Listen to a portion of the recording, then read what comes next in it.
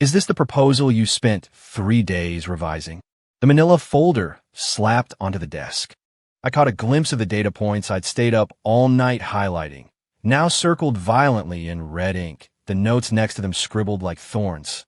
Isabella Vance's fingers, nails painted a deep burgundy, tapped right on the paragraph I'd reworked. The bones in her wrist were so delicate they looked like they might snap, but I knew those hands could easily crush my career. Redo it tonight, from scratch. She leaned over me, her long hair brushing against my ear, her perfume suddenly, intoxicatingly strong. Oh, and by the way, the printer in my penthouse is broken. Bring your laptop. Working overtime at her place. This was the 5th overtime session this month. My name is Ethan Miller, Isabella Vance's executive assistant. Though executive assistant is a generous title. It's more like her personal punching bag and, well, her property. Resigned, I closed my laptop and packed my things. Across the open plan office, my colleagues shot me looks of pity.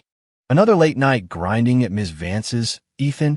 Mia, the new intern, whispered, her eyes full of genuine sympathy. I stretched my lips into something that was supposed to be a smile. Grinding. In Isabella's dictionary, my grind was more like an unpaid sacrifice. I walked out of the revolving glass doors with my laptop bag slung over my shoulder. The city during rush hour was a boiling pot, loud and suffocating, and I was about to jump from one pressure cooker into another. Isabella's penthouse was in one of the most exclusive high-rises in Tribeca, a duplex with floor-to-ceiling windows that overlooked the entire glittering expanse of New York City.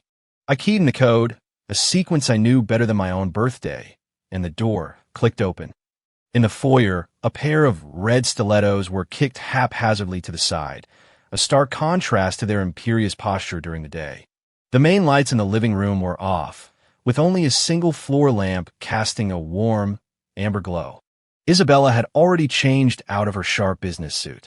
She was wearing a loose, silk robe, the collar gaping open to reveal her elegant collarbones and a sliver of pale skin. She was sitting cross-legged on the plush area rug, a MacBook open in front of her. Her slightly curled hair cascaded down like a waterfall, obscuring most of her profile.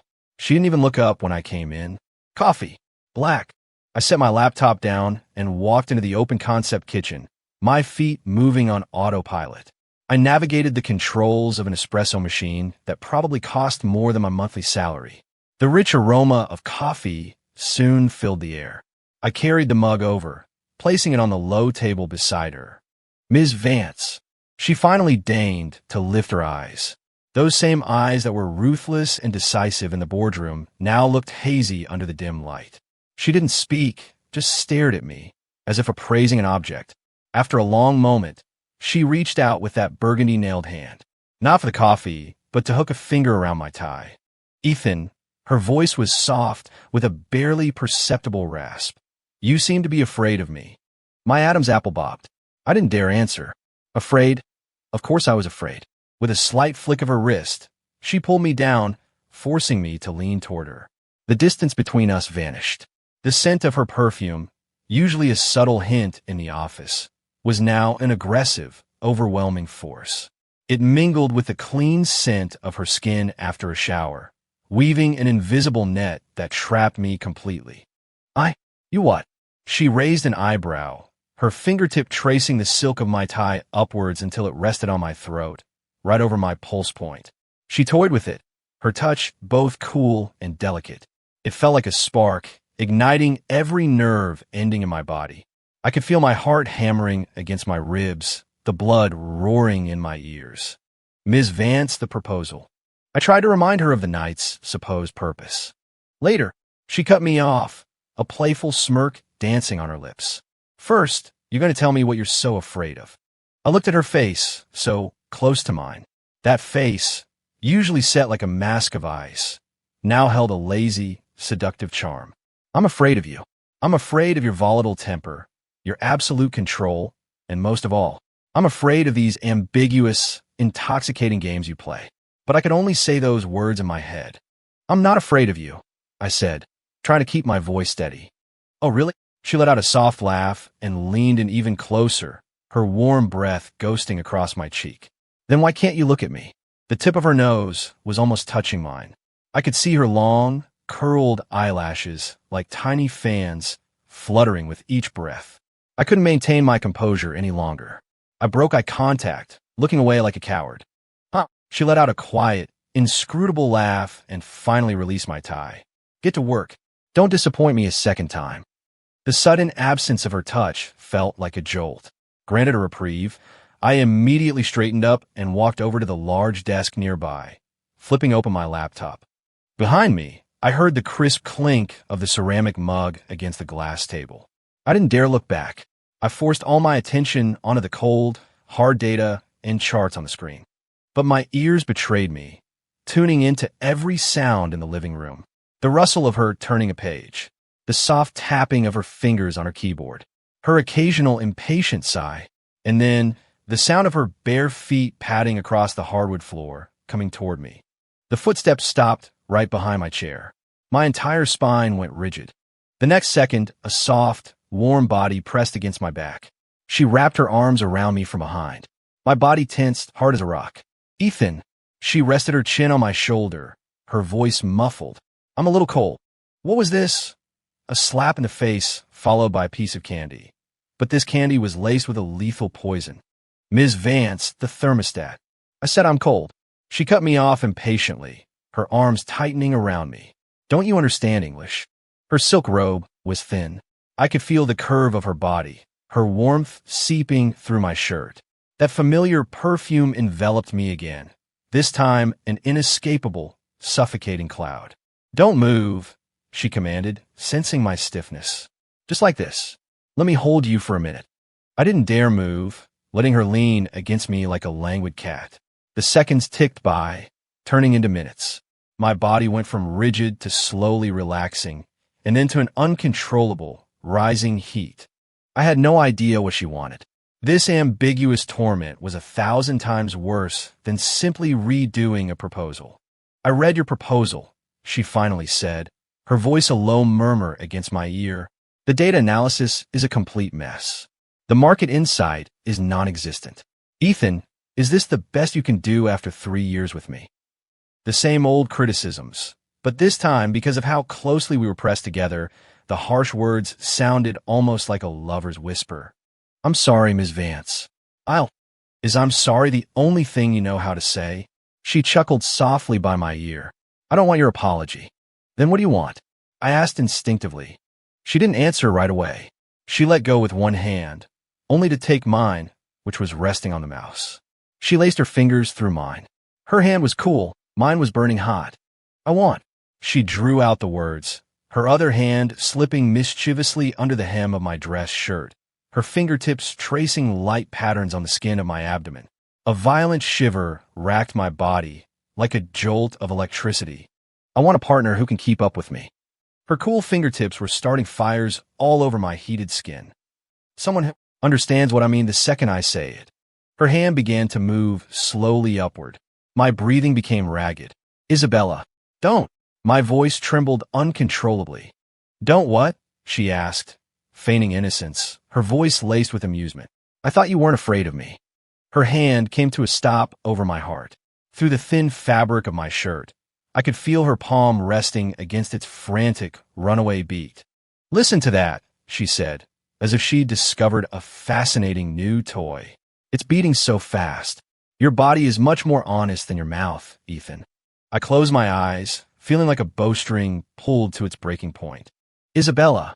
I practically spat her name through gritted teeth. It was the first time I had ever called her by her first name, even when we were alone.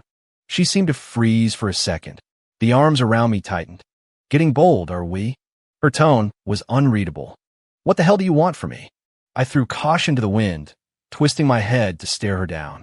Our faces were inches apart. In the dim, golden light, I saw a flicker of shock in her eyes and something else, a complex emotion I couldn't decipher. She didn't answer my question. Instead, she surged forward and crushed her lips against mine. The kiss was just like her, full of absolute, unquestionable power. A forceful claiming. There was no tenderness, only a punishing strength. My mind went blank, all thought obliterated by the scent and taste of her, by the sheer dominance of her kiss. I forgot to resist, or maybe I was simply powerless to. In her presence, I was always the one being acted upon. I don't know how long it lasted. Only when my lungs burned for air did she finally pull back, her forehead resting against mine as she breathed heavily. "Now," she said, her voice impossibly husky, the triumphant glint in her eyes. "Do you know what I want?" I stared at her glistening lips, still bearing the trace of me. My heart pounded even harder, threatening to leap out of my throat. I didn't answer with words. I answered with action. I tangled my hand in her hair, cupped the back of her head, and kissed her back hard. This time, I was the aggressor. I poured 3 years of frustration, resentment, anger, and a sick, obsessive fascination I didn't dare admit even to myself into that kiss. Isabella seemed surprised by my counterattack, her body stiffening for a moment. But she recovered quickly, meeting my ferocity with her own. It was no longer a one-sided conquest, but a battle between equals. We were like two predators who had been lying in wait in the darkness, and now we were testing, biting, and devouring each other with the most primal instincts. We finally broke apart, both of us panting. The living room was silent, save for the sound of our ragged breaths. "You're insane," Isabella said, licking her slightly swollen lips as she looked at me. But her eyes were shining, brighter than I'd ever seen them. "Takes one to know one," I shot back. Now that the thin veneer of professionalism had been shattered, I had nothing left to lose. So what if I got fired? We'd go our separate ways and never see each other again. The thought, strangely, filled me with a sense of exhilaration. Isabella stared at me for a few seconds, and then she smiled. It was a beautiful smile. The ice that usually coated her features melted away, like a frozen lake thawing in the spring, dazzling and full of life. "Ethan Miller, you've got more backbone than I thought." She straightened up, releasing me. The final proposal. I went on my desk tomorrow morning. She slipped back into her CEO persona, as if the woman who had just been kissing me senseless was a figment of my imagination. And one more thing. She walked to her bedroom door, then paused and looked back at me. "You're sleeping in the guest room tonight." With that, she shut the door with a decisive click. I stood there, stunned, my lips still tingling with the warmth and taste of her. It all felt like a surreal dream. I touched my lips. They were hot and a little sore. The guest room. I let out a bitter laugh. What was this game? Slap me, give me a taste of honey, then slap me again. Isabella Vance, you truly are a master of manipulation. I didn't go to the guest room. I went back to the desk. I opened the proposal she had eviscerated, but my mind was clearer than it had ever been. That kiss was like a shot of adrenaline, jolting my exhausted body back to life. The data that had seemed so incomprehensible before now looked like dancing musical notes. I was starting to understand what she wanted. She didn't want a safe, boring proposal with no spark. She wanted disruption. She wanted innovation. She wanted something that would make her sit up and take notice. Just like that kiss. I deleted everything I had written and opened a new document. My fingers flew across the keyboard, ideas flowing like a river. I didn't feel a hint of sleepiness all night. By the time I typed the final word, the sky outside was beginning to lighten. I printed out the proposal, left it on the living room coffee table, and then, grabbing my laptop bag, I slipped out of the penthouse. As the elevator doors opened to the lobby, a cool morning breeze hit my face, but I didn't feel the chill. I didn't know what was waiting for me. Maybe another one of Isabella's dismissals. Maybe a termination letter waiting on my desk. But strangely, I felt no fear, only an unprecedented sense of peace. Whatever the outcome, I knew that after last night, something between us had fundamentally, irrevocably changed. I drifted back to my desk at the office like a ghost.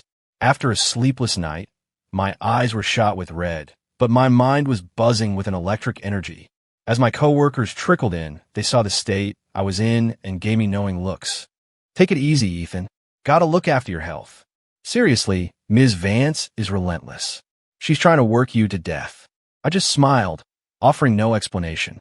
They wouldn't understand. What happened last night had gone far beyond the normal boundaries of a boss and her assistant. The 9 a.m. leadership meeting started on time. Isabella was dressed in a sharp, white pantsuit, her hair pulled back in a severe, immaculate bun. Her face was set in its usual frosty, unapproachable expression. She looked like a perfectly sculpted ice queen, beautiful, but radiating zero warmth. If it weren't for the faint, almost imperceptible swelling of her lips, I would have thought last night was just a fever dream. The meeting progressed, item by item. When it was my turn to present the market strategy for the new project, the air in the conference room seemed to freeze. Everyone held their breath, waiting for Isabella's inevitable public execution of my work. I took a deep breath, walked to the front of the room, and pulled up my PowerPoint.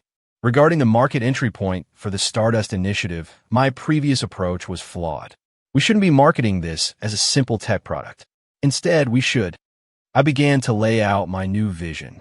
I could feel Isabella's gaze locked on me, like a pair of X-rays, scrutinizing every word I said. I didn't look at her. I forced myself to focus on the presentation. I talked until my throat was dry, clicking through to the very last slide. And that concludes my revised proposal.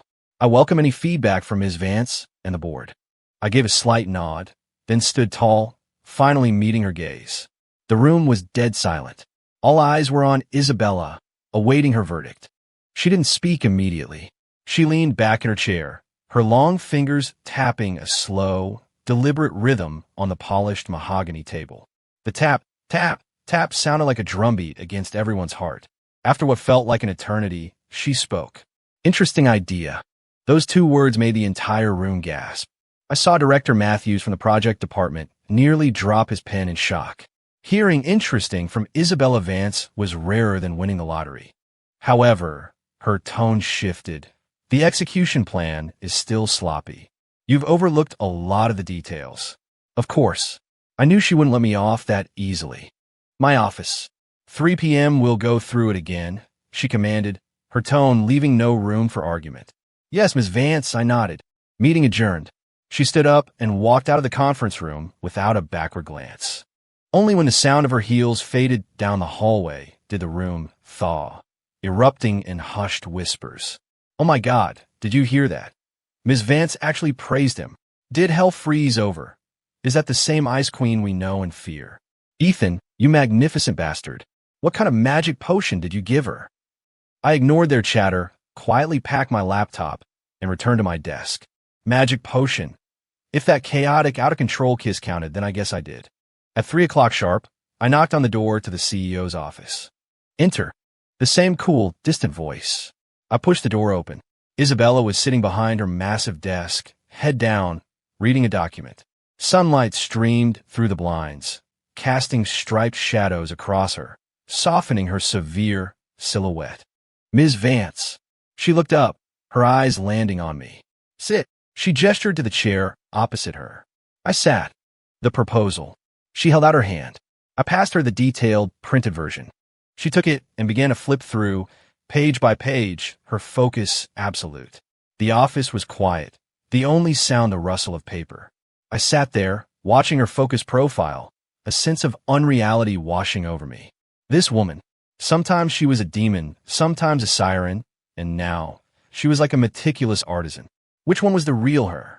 Here, she spoke suddenly, pointing to a section. You've projected a 5% user conversion rate. What's that based on? Based on market data from our previous comparable products, as well as third-party user research, I believe 5% is a relatively conservative but stable figure, I answered immediately. Conservative? She raised an eyebrow. I don't want conservative. I want precise. I want transcendent. She pushed the document back across the desk to me. I'm giving you 1 hour. Rework every single number you consider conservative. I want to see the most audacious, yet plausible possibilities.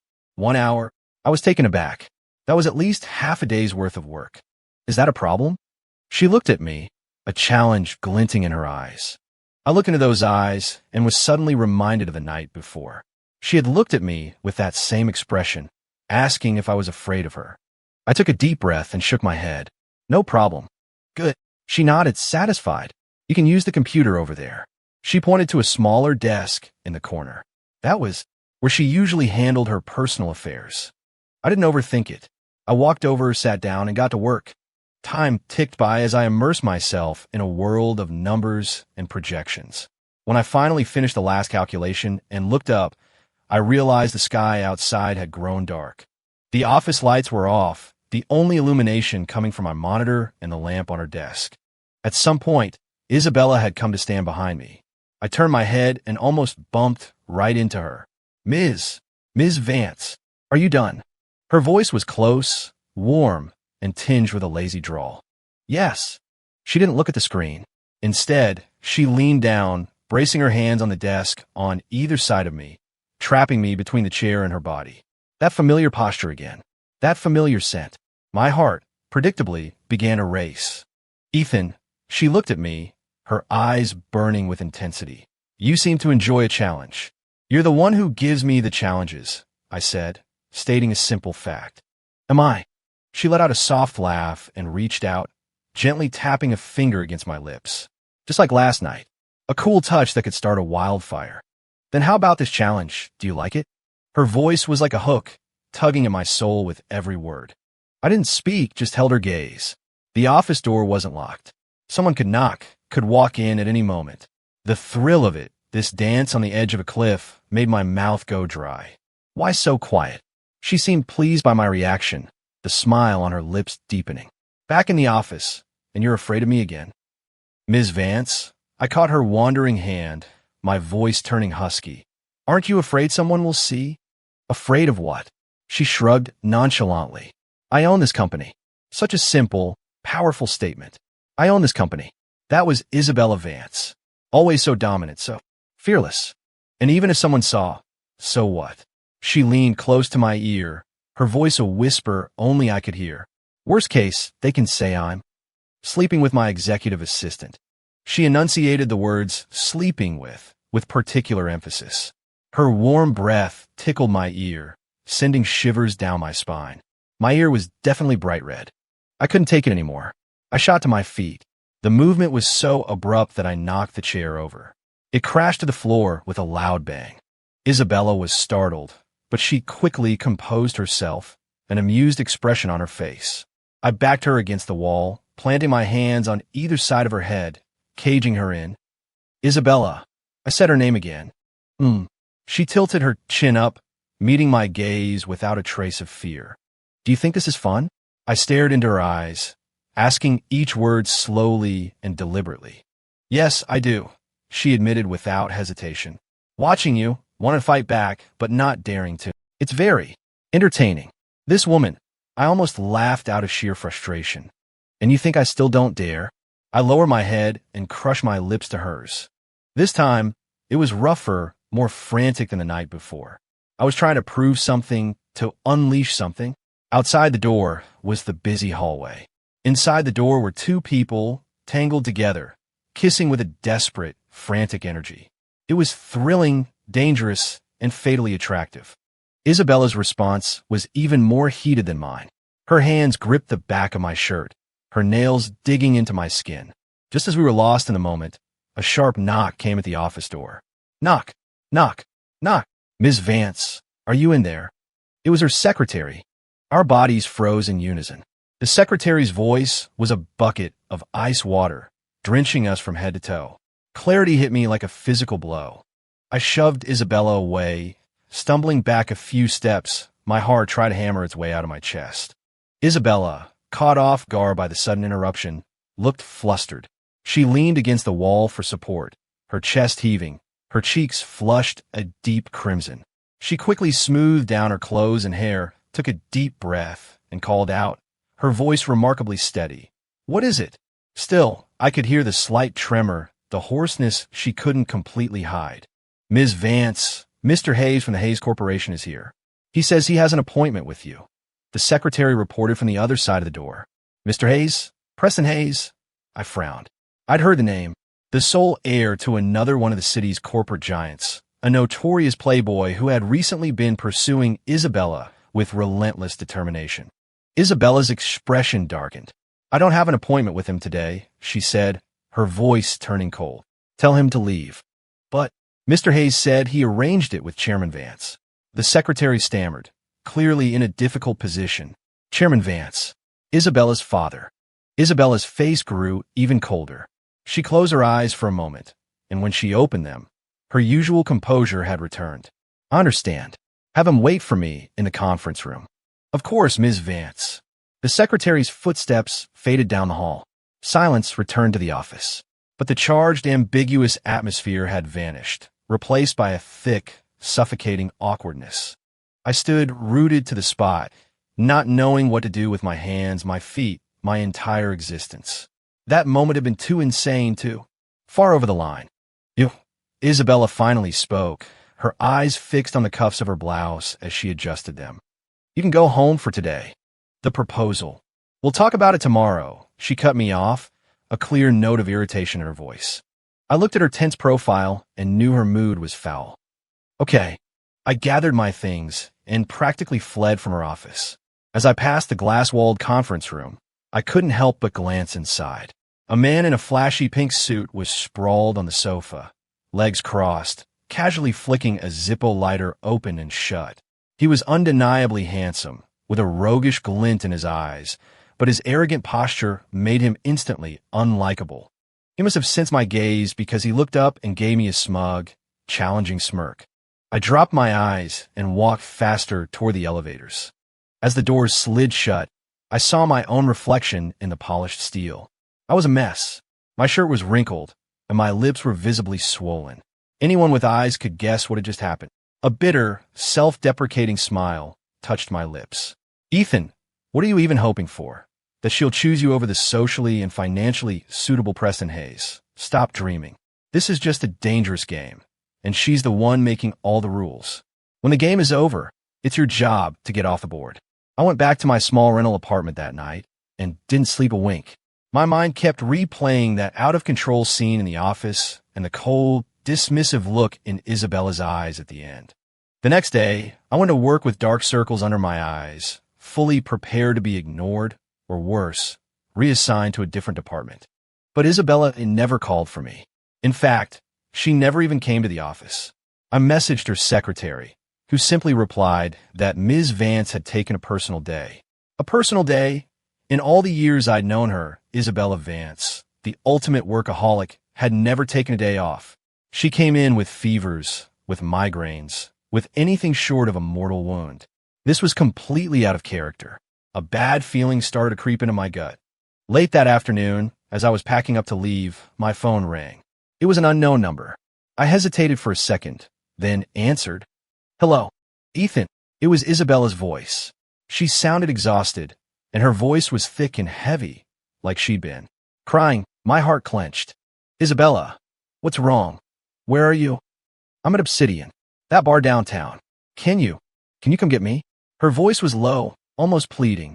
It was the first time I had ever heard a hint of vulnerability from her. I'm on my way. I hung up, grabbed my keys, and sprinted out of the office. Obsidian was one of the city's most exclusive, expensive night spots. When I got there, I spotted her immediately, hunched over the bar in a dark corner. She wore no makeup, just a simple white t-shirt and jeans, her long hair hanging loose around her shoulders. Without the armor of her power suits and icy demeanor, she looked like any other beautiful, deeply unhappy girl. A row of empty whiskey glasses sat in front of her. I hurried over. Isabella. She looked up. Her eyes lit up for a second when she saw me, then the light quickly faded. They were red and puffy. She had definitely been crying. You came, she said, trying to smile. It looked more painful than a grimace. Why are you drinking so much? I frowned, taking the glass she was about to raise to her lips out of her hand. I'm stressed. Can't I have a drink? She snapped, but there was no heat in her glare. What happened? I pressed. She fell silent. The colorful bar lights flashed across her face, making her expression look even more desolate. Ethan, she finally said, her voice hollow. Tell me something. Does everything in this world really have to be a transaction? I didn't know why she was asking me this. My father. He wanted me to get engaged to Preston Hayes. She gave a bitter, humorless laugh. All for the company's next round of financing. In his eyes, his daughter is no different from a business contract. My heart felt like it was being squeezed in a vice. I finally understood why she was here, drinking herself into oblivion. This powerful, invincible queen of the corporate world had a side that was just as fragile and helpless as anyone else. Isabella, I wanted to say something to comfort her, but the words felt empty and useless. You think I should do it, don't you? She looked at me, her eyes searching mine with a desperate hope. I don't know. I answered honestly. It wasn't my decision to make. She laughed, but a tear slid down her cheek. I knew it. She lowered her head, her shoulders shaking slightly. Seeing her like this, I felt an ache in my chest I couldn't explain. The imperious Isabella Vance, the woman who played games with my mind and body, looked so heartbreakingly lost right now. On pure instinct, I reached out and pulled her into my arms. Her body was thin and trembling, reeking of whiskey. She stiffened for a moment, then melted against me, as if she'd finally found a safe harbor. She buried her face in my chest and began to sob, her cries raw and unrestrained. Her tears soaked the front of my shirt, hot against my skin. I held her, gently patting her back, tried to soothe her like a child who had been deeply hurt. In that moment, we weren't boss and assistant. We were just two lonely souls, trying to find a little warmth in a cold, unforgiving city. Isabella cried until she was exhausted, finally falling into a deep sleep in my arms that I looked down at her tear-streaked face, a storm of emotions churning inside me. I lifted her into my arms. She was so light, she felt like a feather. The bar was still thrumming with music and conversation. People stared, their gazes a mix of curiosity and judgment, but I didn't care. I carried her out of that glittering, chaotic place and into the cool night air. I didn't take her back to her luxurious, empty penthouse. I took her to mine. It was a small studio apartment, a simple lived-in space that didn't quite match the polished, efficient image I projected at work. I laid her gently on my bed, took off her shoes, and pulled the comforter over her. With that done, I sat on the edge of the bed and just watched her. In sleep, all her defenses were down. Her brow was still furrowed in a slight frown, making her look like a lost child. I sighed, went to the bathroom, and came back with a warm, damp washcloth. I gently wiped the tear tracks from her cheeks. My movements were light, afraid to wake her. But as the warm cloth touched her skin, she stirred, her eyes fluttering open. She looked around, disoriented, as if she didn't know where she was. "You're awake?" I asked softly.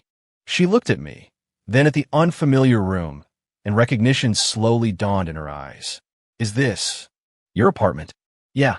She didn't say anything else, just watched me with a complex expression, a mix of curiosity, confusion, and a flicker of dependence I couldn't quite place. "Why did you bring me here?" she asked. "Your place is too big.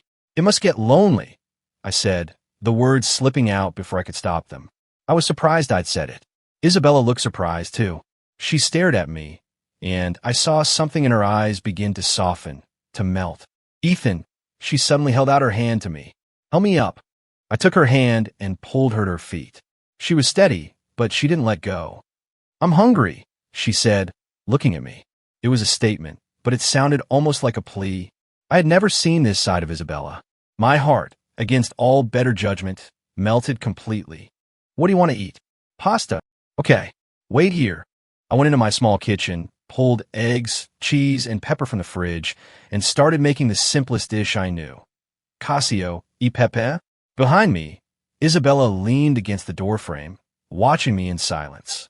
I could feel her gaze on me, following my every move. It was a strange feeling. The usual pressure I felt under her watch at the office was gone, replaced by a sense of quiet, warm observation. Soon, a steaming bowl of pasta was ready. I set it down on my small dining table. "Careful, it's hot." Isabella sat down, picked up the fork, and began to eat without a word. She ate slowly, deliberately, as if performing a sacred ritual. I sat across from her, just watching. "Is it good?" I couldn't help but ask. She looked up, noodles still in her mouth, and nodded vaguely. For some reason, seeing her like this made me want to smile. The great Isabella Vance had a down-to-earth side after all. When she was finished, she pushed the bowl away. "I'm full." "I'll get the dishes," I said, standing to clear the table. "Ethan," she called out, stopping me. "Yeah. Today. Thank you." Her voice was very soft. "You're welcome." I went to the kitchen and turned on the faucet. The sound of the running water filled the small apartment, covering the silence. It also covered the sound of my heart, which was beating erratically because of a simple thank you. When I came back out, she had fallen asleep again, curled up on the sofa. I walked over, intending to carry her back to the bedroom. But the moment I touched her, her eyes flew open. "Don't go," she said, grabbing my hand. Her grip was surprisingly strong, as if she was afraid I would disappear. "I'm not going anywhere," I soothed her. "I'm just taking you to bed." "No." She shook her head, her gaze fixed on mine. "Stay with me tonight." That familiar, commanding tone. But this time, I heard an undercurrent of desperation. My resolve crumbled. "Isabella, you think I'm pathetic, don't you?" She looked at me, her eyes welling up again. "At the office, I order you around like a dog, and now I'm here, clinging to you like some stray." "I don't." "You do," she cut me off. "You're laughing at me inside." "I'm not laughing at you," I said, looking her straight in the eye. My heart aches for you. My heart aches for you." The words hung in the air between us. We both froze. The air grew thick, charged. We stared at each other, our breathing shallow. Isabella's lips parted, as if she wanted to say something. I didn't give her the chance. I leaned down and gently pressed my lips to hers. This kiss was different from all the others. There was no conquest, no punishment, no testing of boundaries. Only a careful, tender reassurance. I was kissing her as if she were a priceless, fragile treasure. Isabella's body, at first tense, slowly relaxed into mine. She closed her eyes, her arms coming up to wrap around my neck as she clumsily, hesitantly kissed me back. The kiss was long, light, and soft. We finally pulled apart, both of us slightly breathless. "Ethan," she rested her forehead against mine, her voice thick with emotion and uncertainty. You like me, don't you?" "I do," I answered without a second of hesitation. At this point, denying it would be a lie. I liked her. I have for a long time. Maybe it started when she was the only one in a meeting who supported a small idea I had. Maybe it was seeing her office light still on late one night when I was working overtime. Or maybe it was just a fleeting smile she gave me once, a smile that was gone in an instant. This feeling, I had buried it deep down, wrapped in layers of insecurity and pragmatism. But her constant torment, her calculated provocations, had caused it to ferment, to grow, until it was completely out of my control. Hearing my confession, Isabella's body trembled. She buried her face in the crook of my neck. "But what do I do?" she mumbled. "What do you mean?" "Preston, my father." "Then forget about them," I interrupted, cupping her face, forcing her to look at me. "Isabella, listen to me. You're not a commodity. Your life is not a bargaining chip for anyone's gain." My gaze must have been intense, because I saw the confusion in her eyes slowly give way to a flicker of light. You only need to ask yourself one question," I said, looking directly in her eyes. "Do you like me?" Isabella's eyelashes fluttered like a butterfly's wings. She looked at me, her lips moving, but no sound came out. I didn't push her. I waited patiently. I knew this was a difficult question for her. Admitting she had feelings for me meant defying her father, giving up a lucrative business alliance, and choosing a much harder path. She finally whispered, her voice barely audible. "I don't know." She paused, then added, "I just know that. When I'm with you, I feel safe. I just know that when you kiss me, I don't hate it. I just know that when I see you talking to another woman at work, I get angry." With every sentence she spoke, my heart softened a little more. This woman, a titan in the boardroom, was a complete novice when it came to her own feelings. That, I couldn't help but smile, rubbing my forehead against hers, is called liking someone. Isabella stared at me, looking dazed, as if she was processing a foreign concept. It is. I kissed her again. This time, she didn't hesitate. She threw herself into it, with everything she had. The sofa was small.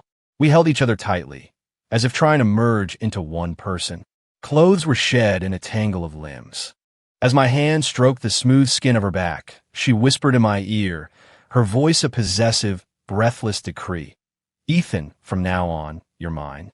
You're not allowed to look at other women. You're not allowed to smile at other women. You're not allowed to." "Okay," I said, cutting her off with a laugh. "Whatever you say, Ms. Vance." That night, we didn't make it to the bedroom. On that small sofa, we claimed each other in the most honest, primal way. Outside, the city night was deep and dark. Inside, the world was on fire. The next morning, I woke to the smell of something cooking. Sunlight streamed through a gap in the curtains, painting a golden stripe across the floor. I shifted, my entire body aching as if I'd been hit by a truck. But my heart was full, peaceful in a way it had never been before. I turned my head. The space next to me was empty. The rumpled cushions on the sofa were the only evidence that last night hadn't been a dream. I sat up, gathered my discarded clothes, and followed the scent into the kitchen. There, a figure both familiar and strange was busy at the stove. Isabella. She was wearing my oversized white t-shirt, the hem barely reaching her mid-thighs, revealing two long, slender legs. Her hair was casually twisted up with a single chopstick, bearing the elegant nape of her neck. She was clumsily trying to flip a fried egg with a spatula. The sight of the all-powerful looking so flustered and out of her element was endearing. With a sizzle, the egg tore apart. "Damn it," she cursed under her breath. I couldn't help but laugh. She whipped around at the sound, a look of panic and embarrassment flashing across her face. You're awake." "I am." I walked up behind her, wrapping my arms around her waist and resting my chin on her shoulder. "What are you making?" "Breakfast," she mumbled. "I wanted to surprise you." It was a surprise, all right.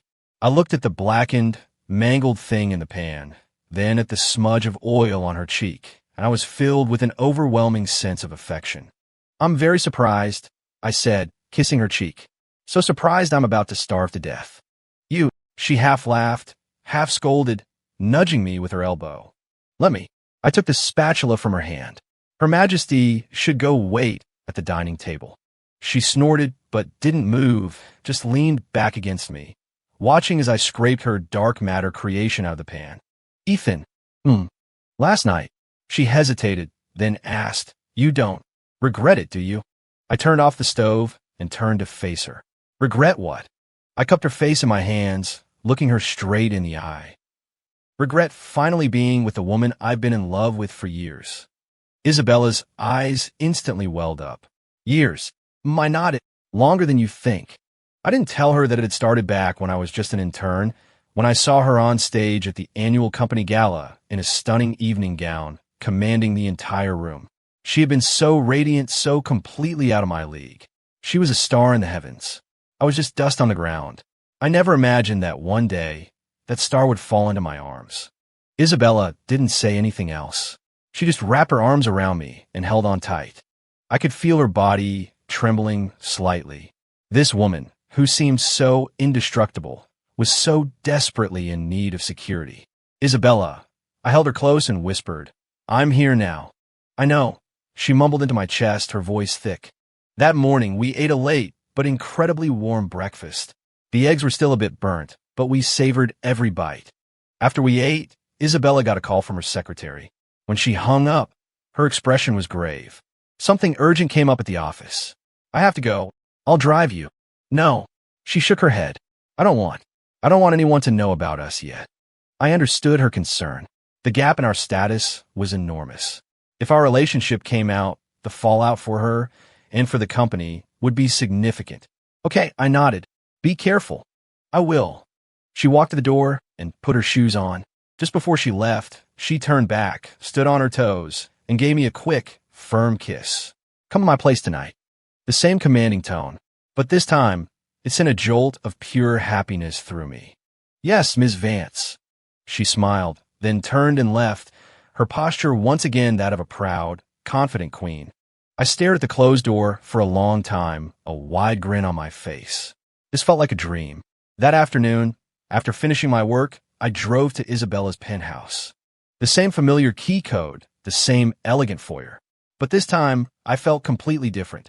I wasn't the lowly assistant coming for another overtime session. I was half a resident of this home. The apartment was quiet. Isabella wasn't back yet. I took off my shoes and went to the kitchen, opening the Sub-Zero refrigerator. It was completely bare, except for a few bottles of sparkling water. Of course, a workaholic like her probably never cooked.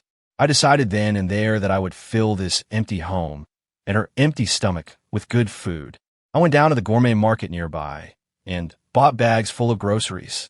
Back in the penthouse, I tied on an apron and got to work in a kitchen that was bigger than my entire apartment. I made braised short ribs, one of her favorites I'd learned from catering orders, pan-seared branzino, and a few simple side dishes. Just as I was putting the finishing touches on the soup, the front door opened. Isabella was home. She looked exhausted, slumping slightly as she kicked off her heels. When she looked up and saw the fully set dining table, and me, standing there in an apron, she froze. "You, welcome home," I said with a smile, walking over to take her briefcase. "Go wash up. Dinner's ready." She stared at me, then at the spread of food on the table, and her eyes slowly started to glisten. "How did you? I told you, didn't I?" "I'm here now," I said, gently tapping the tip of her nose. "Now go before it gets cold." She sniffled, turned, and went to wash her hands. When she came back to the table, her eyes were still a little red. We ate in a comfortable silence.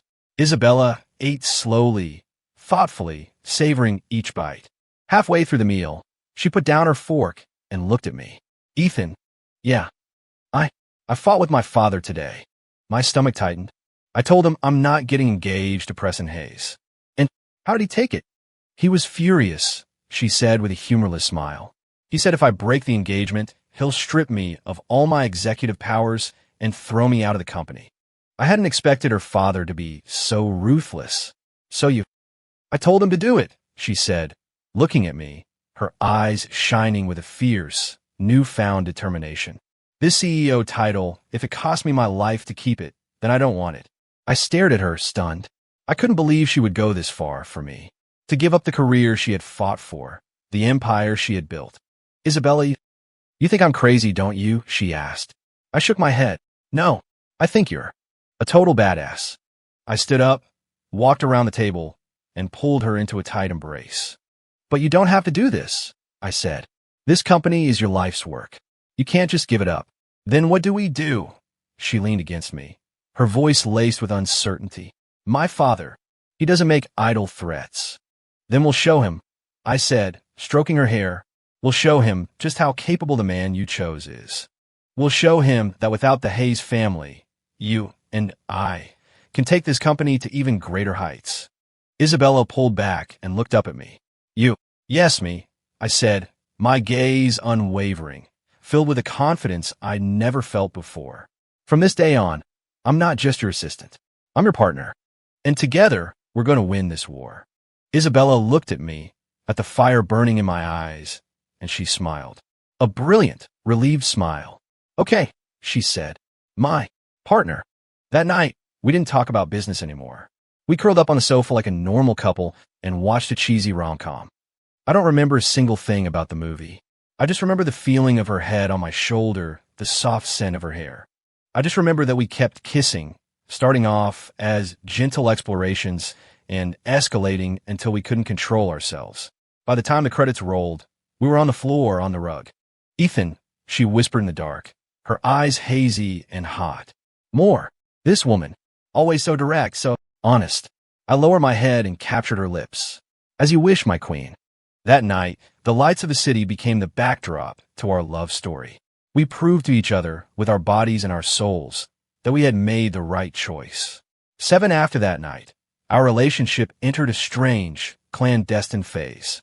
At the office, she was still the untouchable Ice Queen CEO, and I was her obedient executive assistant. We had no interactions beyond what was strictly professional. In fact, I felt she was even harder on me than before.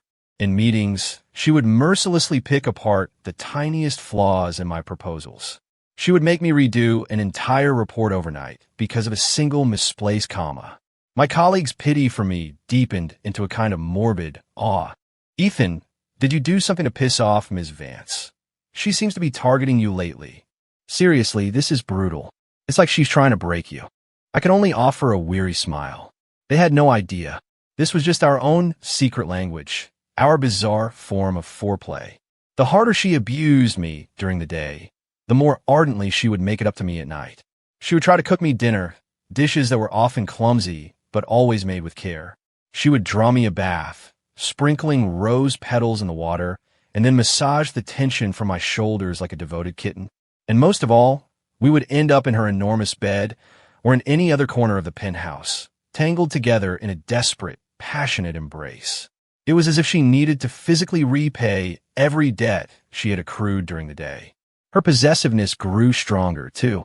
One afternoon, Mia, the sweet intern from the front desk, brought me a coffee, her cheeks flushed. I thanked her politely and was about to take it. Just then, Isabella walked out of her office and saw the exchange. She said nothing. She just gave me a look that was colder than a polar vortex and walked away. My stomach dropped. I knew I was in for it. Sure enough, the moment I walked into her penthouse that evening, a decorative pillow came flying at my head. "Ethan Miller, you're getting bold." Isabella stood with her arms crossed, glaring at me in her silk robe. "You're hitting on the interns now." I caught the pillow, half amused, half exasperated. I wasn't. I was just. "You just thought she was young and cute, didn't you?" She cut me off relentlessly. Was her coffee better than mine? "No, absolutely not," I said, rushing to placate her. "The coffee Ms. Vance makes is the best in the world. No contest." "Stop trying to sweet-talk me," she snapped, but I could see the tension in her shoulders relax slightly. I walked over and wrapped my arms around her from behind, nuzzling my chin into the crook of her neck. "Are you jealous?" Who's jealous?" she sputtered, but the tips of her ears turning red gave her away. Okay, you're not jealous. I'm the one who's out of line," I said with a smile, kissing her earlobe. "From now on, I won't accept anything from anyone but you." "How's that?" "That's more like it," she huffed, finally mollified. She turned in my arms, hooking her hands around my neck and looking up at me. "Ethan, you listen to me," she said, her expression serious and possessive. "You are mine. From the hair on your head to the tips of your toes, you belong to me. I won't allow anyone to even think about coveting you." "Yes, my queen," I murmured before kissing her. I knew this possessiveness came from a place of insecurity. She was as terrified of losing me as I was of losing her. And so, I gladly surrendered to her claim. Meanwhile, our partnership was moving forward in secret. By day, we were boss and subordinate. By night, we huddled under a single desk lamp in her home office, poring over financial reports, analyzing market data, and searching for a new path for the company. Without the backing of her father's capital, we had to find a way to become self-sufficient. During that period, we barely slept more than 3 or 4 hours a night. It was exhausting, but our hearts had never been closer. We were no longer just lovers, physically drawn to each other. We were comrades in arms, our minds and souls in sync. Finally, late one night, while digging through a mountain of overseas market research, I found it, an untapped, overlooked blue ocean market. "Isabella, look at this," I said, my voice electric with excitement as I handed her the file. She took it, and as she read, her eyes grew wider and brighter. This could actually work. "It won't just work," I added. "If we pull this off, we'll be completely free from our dependence on your father's money." We looked at each other, and in her eyes, I saw the same fire of ambition and hope that was burning in mine. "Let's do it," Isabella said, slapping the desk with the finality of a CEO. "Ethan, you're in charge of this project. Full authority. I'll give you whatever people and resources you need." Deal. It was the first time she had ever entrusted me with real power. I knew this wasn't just a project. It was her complete faith in me, and a gamble on our entire future. I couldn't afford to lose. In the days that followed, my life became a whirlwind of activity. I assembled a small, secret team, pulling the best and brightest from every department in the company. We worked around the clock, holding clandestine meetings, conducting research, and building our strategy. Isabella gave me her full support behind the scenes, but in public, she continued her performance of being my harshest critic. This had an unintended effect. The rest of the project team held me in a state of terrified respect. They figured anyone who could still lead a team under such high pressure from the CEO must be some kind of Superman.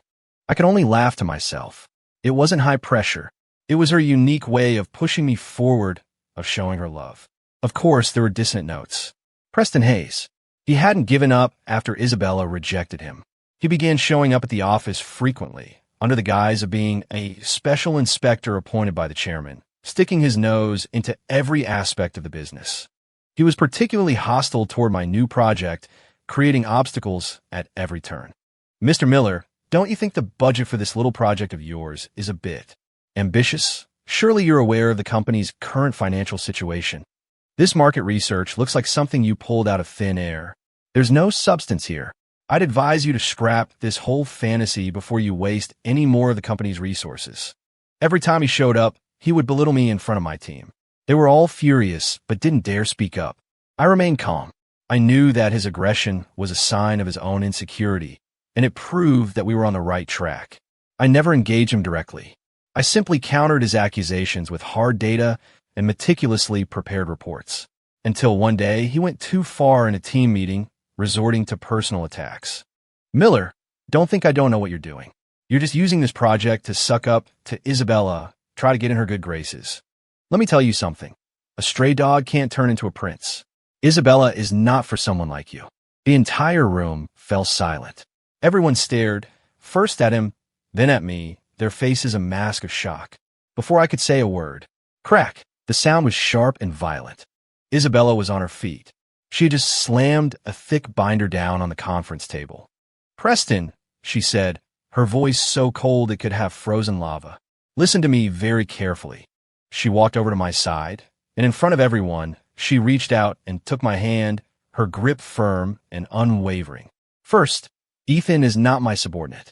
He is my partner, the man I have chosen. Second, this project was our joint decision. I will not allow anyone to question his ability. And third, she paused, her gaze as sharp as a knife. Get the hell out of my company. Now, you could have heard a pin drop. Everyone was reeling from the bombshell she had just dropped. Preston's face cycled through shades of red and white, a spectacular display of humiliation. Isabella, for him, you would. Get out, Isabella repeated, her voice leaving no room for argument. Preston had probably never been so thoroughly humiliated in his life. He shot me a look of pure hatred. Fine, fine, Isabella, you got guts. Both of you just wait. He spat out the threat and stormed out of the room. The door slammed shut behind him. Isabella was still standing next to me, still holding my hand, her chest rising and falling with rage. She scanned a room of dumbstruck employees. What are you all looking at? Never seen your boss in a relationship before. Now get back to work. Her command broke the spell. Everyone scrambled out of their chairs and practically ran from the room. In seconds, we were alone. I looked at her, a wave of love and amusement washing over me. Well, Ms. Vance, that was a rather bold way to go public, don't you think? She huffed, letting go of my hand, a faint blush coloring her cheeks. I couldn't help it, she said, annoyed. That bastard. How dare he talk about you like that? Are you worried about the stock price tomorrow? I teased. Let it fall, she said with a dismissive wave of her hand. Worst case, I sell the company, and you can support me. She looked up at me, a hint of playful, girlish charm in her eyes. My heart melted. I stepped forward and pulled her into my arms. Okay, I said. I'll support you for the rest of your life. She smiled against my chest. Our relationship was now public knowledge, thanks to Isabella's dramatic announcement. Overnight, I became the most talked about person in the company. Everywhere I went, I was met with a storm of complex stares. Envy, jealousy, disdain, confusion. I never would have guessed. Ethan Miller, the dark horse. He actually tamed the Ice Queen. Tame, please. He's just a pretty boy who slept his way to the top. You don't get it. That's true love. Did you see the way she defended him? Total boss move. The gossip followed me like a shadow. But I was unfazed. People could say whatever they wanted. All that mattered was that the woman I loved me back. Isabella must have been worried about the pressure on me, because she called me into her office. Don't pay any attention to the rumors, she said, her tone unusually gentle. I'm fine, I smiled. But what about you? Has your father given you trouble? At the mention of her father, her expression hardened. He has, she said. This morning, he froze all my credit cards and had my car repossessed. What? I was shocked. Not only that, she gave a wry smile. He called every single board member and told them I was promoting my lover, that my personal life was a mess, and that I was no longer fit to be CEO. He told them to prepare for an emergency board meeting to have me removed. My heart sank. I had never imagined Chairman Vance would be so swift and so brutal. Isabella, I'm fine, she cut me off, her eyes blazing not with fear, but with a fierce fighting spirit. The more he pushes, the harder I'll fight back. She walked over to me and straightened my tie. Ethan, now we're truly on our own. This new project is our only chance to turn the tables. Do you have confidence in it? She asked, her gaze intense. I do, I said, taking her hand, my voice solid with conviction. As long as you're by my side. She smiled. Of course I am. She stood on her toes and pressed a quick kiss to my lips. Now go to work, my partner. From that day on, the atmosphere in the company grew tense. A silent civil war was being waged between Chairman Vance's loyalists and those who stood with Isabella. Many of the old guards, people who had been with Isabella for years, began to waver under her father's pressure and promises. My project team and I became the primary target. All eyes were on us, waiting for us to fail. That period was the most difficult and darkest time of my life. The pressure was immense. Every decision I made could mean the life or death of the company. I practically lived at the office, working more than 18 hours a day. Isabella had it even worse. She had to fend off attacks from aboard, manage the internal turmoil, and fight to secure the last remaining resources and time for my project. I often saw her light on late at night, her alone in her office, rubbing her temples in exhaustion. We saw less and less of each other.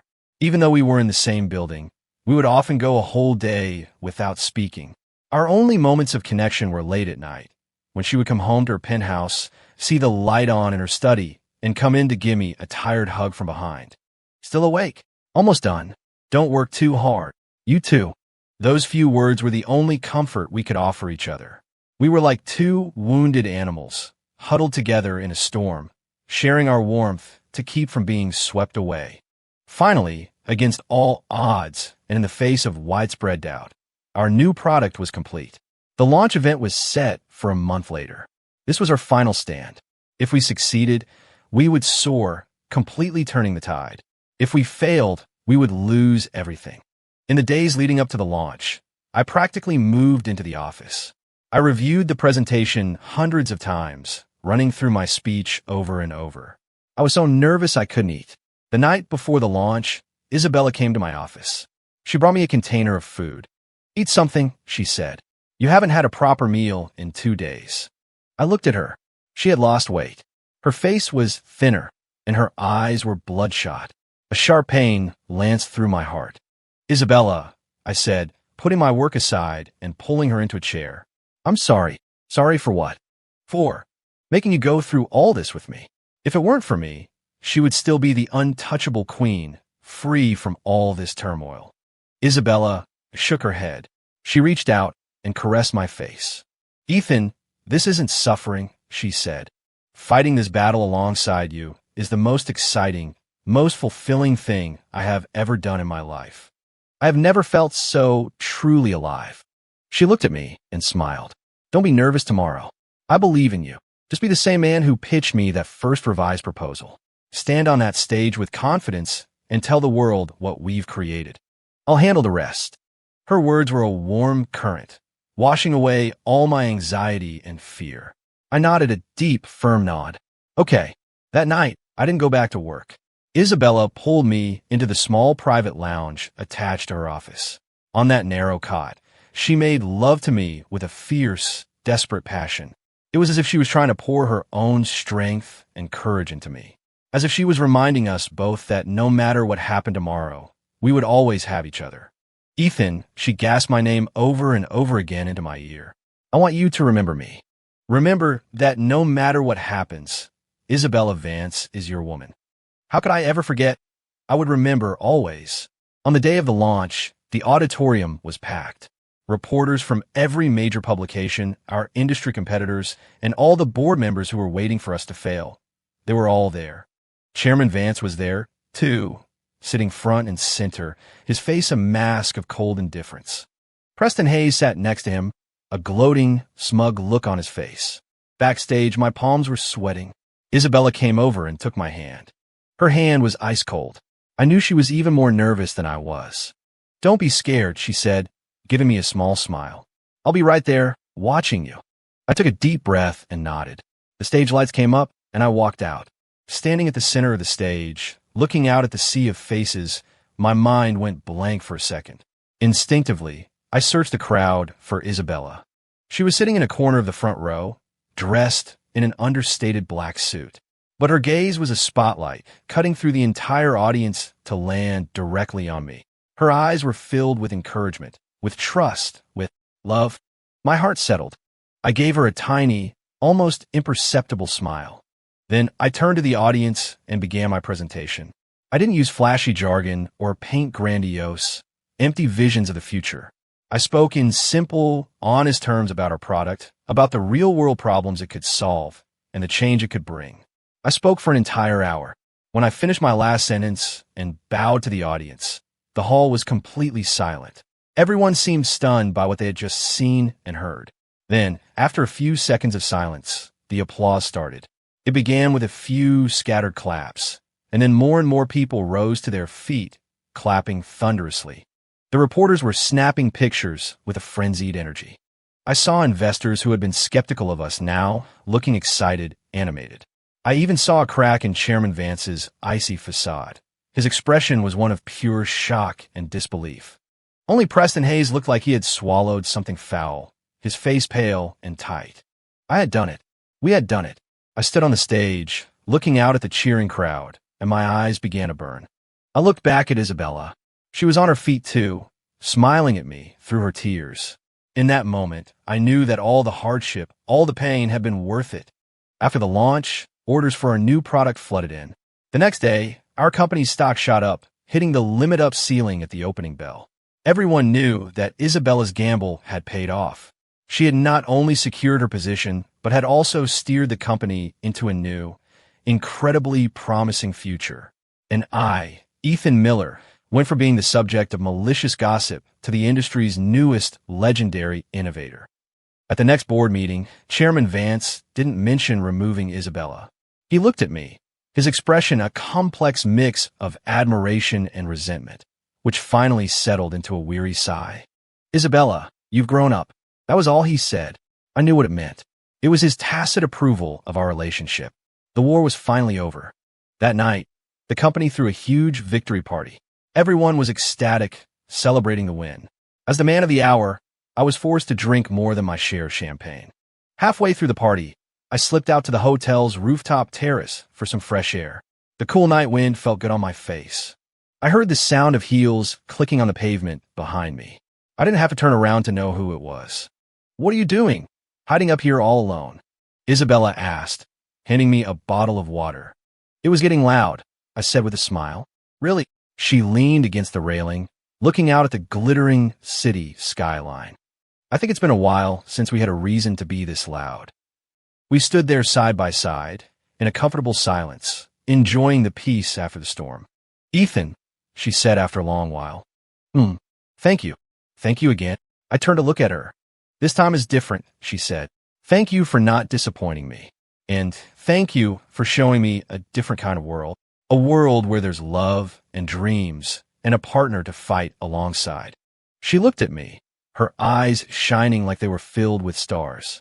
"So," she said, suddenly pulling a small velvet box from her pocket. She opened it and held it out to me. Inside was a simple, elegant man's wedding band. "As a reward," she said, that familiar, possessive smirk playing on her lips, "I've decided to lock you down for good. Mr. Ethan Miller, will you marry me?" I stared at her, dumbfounded. I looked at the ring in the box, then at her eyes, which were sparkling with mischief and genuine hope. Then I started to laugh. This woman, even her marriage proposal was completely unconventional. "What's so funny? Is that a no?" She raised an eyebrow. "This is a limited time offer, you know." I didn't answer. Instead, I took the ring from the box, and then I got down on one knee. I took her left hand and gently slid the ring onto her finger. It was a perfect fit. Then I looked up at her. "Ms. Isabella Vance, I do. I consent to be locked down by you for the rest of my life." Tears instantly welled in her eyes, but she was smiling. She pulled me up from the ground and threw her arms around me, holding me tight. "No take-backs," she declared bossily in my ear. "Never." I lowered my head and kissed my bride. The wind on the rooftop swirled around us. In the distance, the city lights burned brightly, I knew that for us, this was just the beginning. The beginning of a long, sweet story of love, possession, and building an empire together.